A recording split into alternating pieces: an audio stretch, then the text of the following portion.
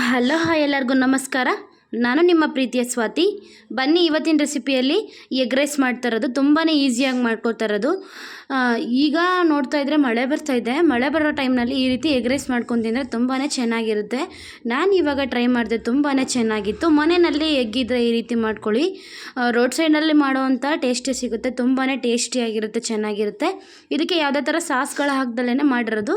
ತುಂಬಾ ರುಚಿಕರವಾಗಿರುತ್ತೆ. ಎಗ್ ಪ್ರಿಯರಿಗಂತೂ ತುಂಬಾ ಟೇಸ್ಟಿಯಾಗಿರುತ್ತೆ ಅಂತಲೇ ಹೇಳ್ಬೋದು. ಬನ್ನಿ ಇದಕ್ಕೆ ಬೇಕಾಗಿರೋದು ಯಾವ ಥರ ಮಾಡೋದು ಅಂತ ನೋಡೋಣ ಬನ್ನಿ ಫ್ರೆಂಡ್ಸ್. ನೋಡಿ, ನಾನಿಲ್ಲಿ ಮೊದಲಿಗೆ ಸ್ಟವ್ ಅಂಟಿಸ್ಕೊಂಡಿದ್ದೀನಿ. ಸ್ಟವ್ ಅಂಟಿಸ್ಕೊಂಡಾದ್ಮೇಲೆ ಎಣ್ಣೆ ಹಾಕಿ ಈರುಳ್ಳಿ ಎಲ್ಲ ಹಾಕಿದ್ದೀನಿ. ಈರುಳ್ಳಿ ಎಲ್ಲ ಚೆನ್ನಾಗಿ ಕಂದು ಬಣ್ಣ ಆದಮೇಲೆ ಹಸಿಮೆಣಸಿನ್ಕಾಯಿ ಸೇರಿಸಿ ಸ್ವಲ್ಪ ಉಪ್ಪು ಸೇರಿಸ್ಕೊತಾ ಇದ್ದೀನಿ. ಇದು ಚೆನ್ನಾಗಿ ಅದು ಕೆಂಪಾಳ ಬರೋವರೆಗೂ ಫ್ರೈ ಮಾಡ್ಕೊಳ್ಳೋಣ. ಯಾವುದೇ ಅಡುಗೆಗಾದರೂ ಕೆಂಪಾಳ ಆಗೋವರೆಗೂ ಮಾಡ್ಕೊಳ್ಳೋಣ. ಈಗ ನೋಡಿ, ರೈಸ್ನ ನಾನು ಸಪ್ರೇಟಾಗಿ ರೈಸ್ ಮಾಡಿಟ್ಕೊಂಡಿದ್ದೀನಿ. ಉಡಿ ಉಡಿಯಾಗಿ ಮಾಡಿಟ್ಕೊಳ್ಳಿ ರೈಸ್ನ. ಹಾಗೆಯೇ ಎಗ್ ರೈಸ್ಗೆ ಹಾಕೋಕ್ಕೆ ತುಂಬ ಚೆನ್ನಾಗಿರುತ್ತೆ.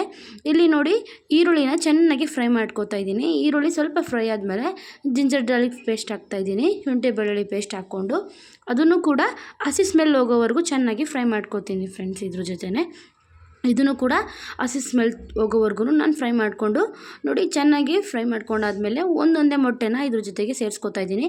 ಟೋಟಲಿ ನಾನು 6 ಮೊಟ್ಟೆ ಸೇರಿಸ್ಕೊಂಡಿದ್ದೀನಿ. ಎಗ್ ಜಾಸ್ತಿ ಇದ್ದಷ್ಟು ರೈಸ್ ಜೊತೆಗೆ ತುಂಬಾ ಚೆನ್ನಾಗಿರುತ್ತೆ ತಿನ್ನೋದಕ್ಕೂ ಕೂಡ.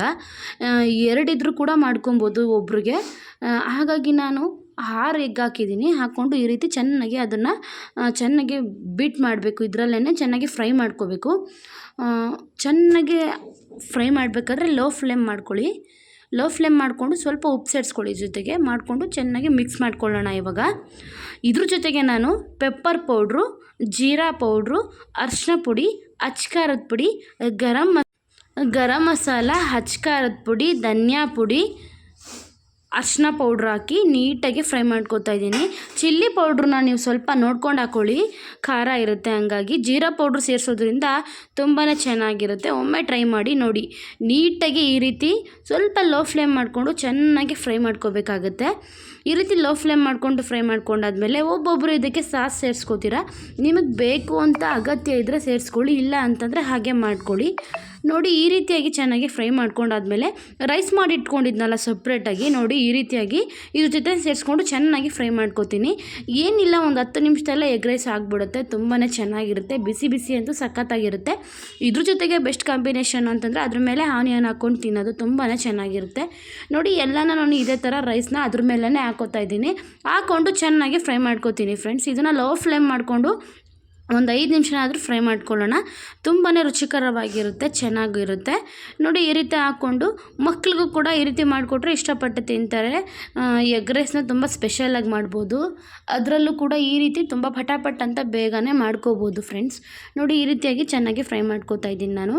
ಲೋ ಫ್ಲೇಮ್ ಮಾಡಿಬಿಟ್ಟು ಚೆನ್ನಾಗಿ ಫ್ರೈ ಮಾಡ್ಕೊಳೋಗ್ಬಿಟ್ರೆ ನೋಡಿ, ತುಂಬಾ ರುಚಿಕರವಾಗಿ ಉಡುಡಿಯಾಗಿ ಎಷ್ಟು ಚೆನ್ನಾಗಾಗಿದೆ. ಇದ್ರ ಮೇಲೆ ನಾನು ಕೊತ್ತಂಬರಿ ಸೊಪ್ಪು ಹಾಕ್ತಾಯಿದ್ದೀನಿ. ಕೊತ್ತಂಬರಿ ಸೊಪ್ಪು ಹಾಕಿದ್ಮೇಲೆ ಕೊನೆಗೆ ಆನಿಯನ್ ಸೇರಿಸಿ ತೋರಿಸ್ತೀನಿ ನಿಮಗೆ. ನೋಡಿ, ತುಂಬಾ ರುಚಿಕರವಾದಂಥ ಹಾಗೂ ಟೇಸ್ಟಿಯಾದಂಥ ಎಗ್ ರೈಸ್ ರೆಡಿಯಾಗಿದೆ. ಇದ್ರ ಮೇಲೆ ಸ್ವಲ್ಪ ಆನಿಯನ್ ಸೇರಿಸ್ಕೊಂಡು ತಿಂತಾಯಿದ್ರೆ ಇನ್ನೂ ಬೇಕು ಅಂತ ತಿಂತಾರೆ ಫ್ರೆಂಡ್ಸ್. ನೀವು ಕೂಡ ಯಾಕೆ ತಡ ಮಾಡ್ತೀರಾ? ಇದೇ ರೀತಿ ಮನೆಯಲ್ಲಿ ಎಗ್ಗಿದ್ರೆ ಮಾಡ್ಕೊಂಡು ತಿನ್ನಿ. ಲೈಕ್ ಮಾಡಿ, ಶೇರ್ ಮಾಡಿ, ಕಮೆಂಟ್ ಮಾಡಿ, ಸಬ್ಸ್ಕ್ರೈಬ್ ಮಾಡ್ಕೊಳ್ಳಿ. Bye friends.